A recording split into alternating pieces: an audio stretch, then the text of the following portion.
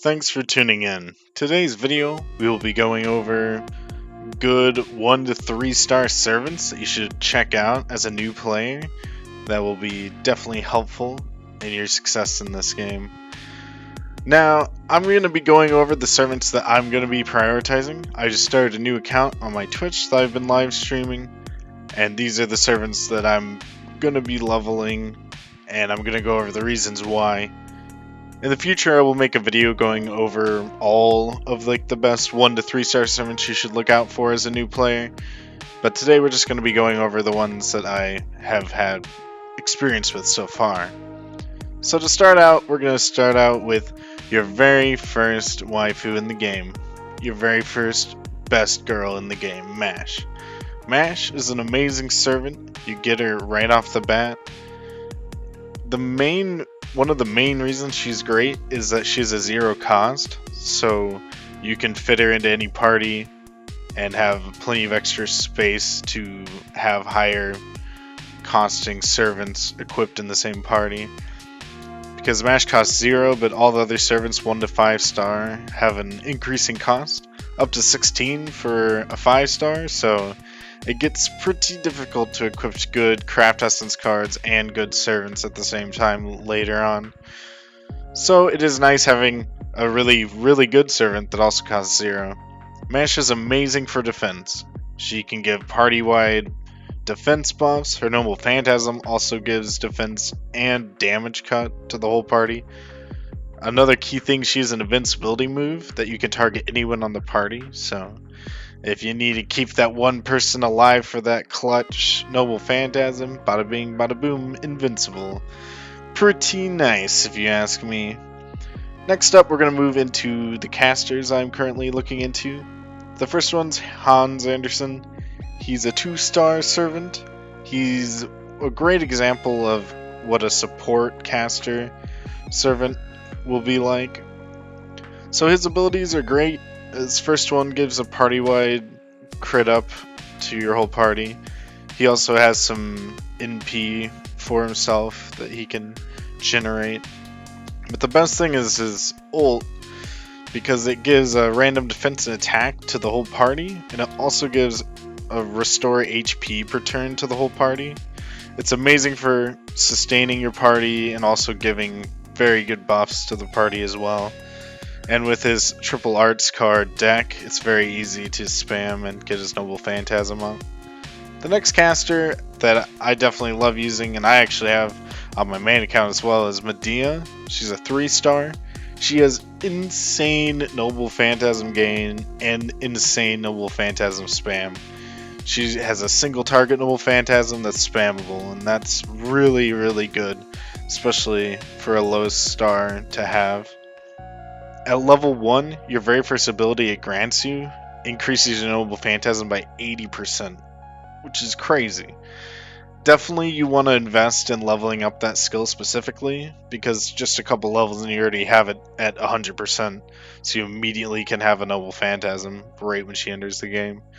And with Overcharge, it increases the Noble Phantasm back on it, so if you can get it up to 200% or link it later in the chain, you'll hit your Noble Phantasm, then already be back at like 80, 90% or 100% depending on your overcharge level. So she's amazing for spamming. She has single target damage and also removes buffs. Now we're going to move into Berserker that I'm planning on leveling. It's Spartacus. He's a very good Berserker early on for farming. And also he's amazing because Spartacus has the ability to recuperate. He has 3 separate ways to heal himself, so he can definitely stay alive. He's able to come back from the brink of death to full health in a single turn, which is insane for a low 1-star servant Berserker especially to have. He also has his own Buster Up effect, which is really good for a low Berserker as well. So he's just a very good sustainable Berserker, since most Berserkers can just, get one shot. So being able to heal yourself and have a guts move is very important. Next up we have Sasaki. He is a very good starting out assassin, mostly because he has a single target noble phantasm that does good damage for being a 1-star. Also, his skill set is quite synergistic. It allows him to be a self-sufficient critical damage dealer, and it also allows him to generate lots of stars as well for crit.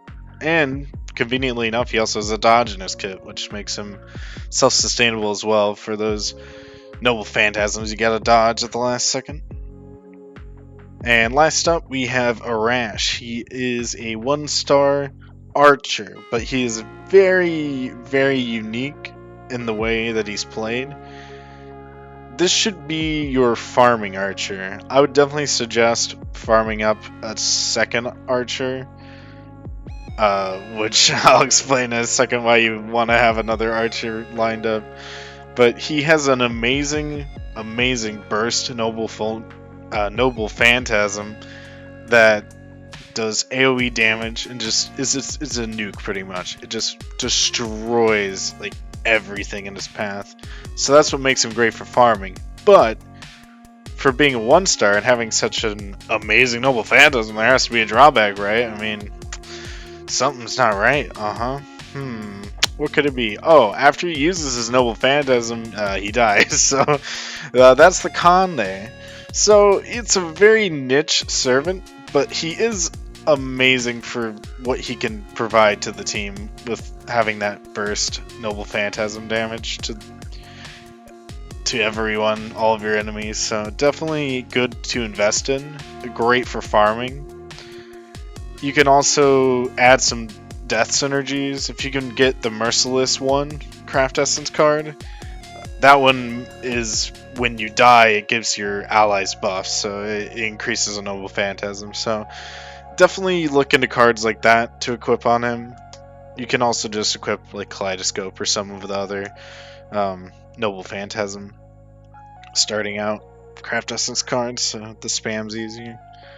So that is it for this video.